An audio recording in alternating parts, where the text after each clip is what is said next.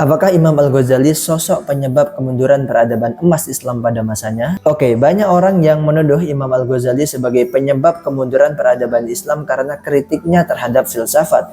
Mereka mengatakan bahwa setelah bukunya Tahafut Al-Falasifah ditulis, sains dan juga filsafat di dunia Islam mengalami kemunduran. Tapi, benarkah demikian? Oke, coba kita lihat situasi dunia Islam pada masa Al-Ghazali hidup. Sekitar abad ke-11, saat itu dunia Islam sedang dalam kondisi yang tidak stabil. Kekhalifahan Abbasiyah mulai melemah. Banyak wilayah Islam yang terpecah belah dan perang terjadi di berbagai tempat, termasuk perang salib. Ilmu pengetahuan memang berkembang, tetapi tidak semua orang setuju dengan pemikiran filsafat yang berkembang saat itu, terutama pemikiran yang mengadopsi konsep-konsep dari Yunani kuno. Al-Ghazali sendiri sebenarnya bukan anti filsafat atau anti ilmu. Dia bahkan menulis buku Maqasid Al-Falasifah yang menjelaskan pemikiran para filsuf secara objektif.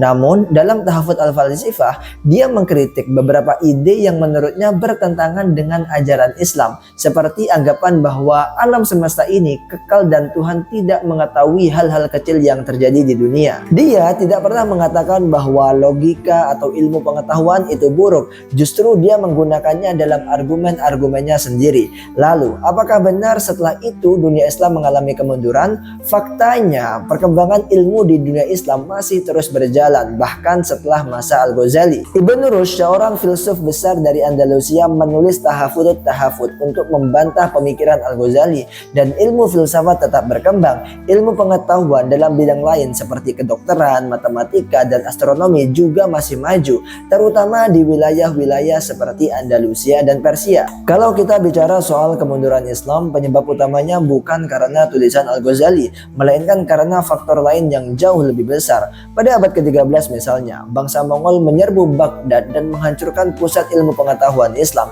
termasuk perpustakaan besar seperti Baitul Hikmah. Selain itu, perpecahan politik dan kurangnya inovasi dalam dunia Islam juga menjadi faktor utama yang menyebab kemunduran. Jadi, menyalahkan Al-Ghazali atas kemunduran Islam adalah pandangan yang tidak berdasar. Dia justru berusaha menjaga keseimbangan antara akal dan juga spiritualitas. Kalau benar pemikirannya membuat Islam mundur, mengapa justru di Barat pemikiran Al-Ghazali tetap dipelajari dan dikagumi?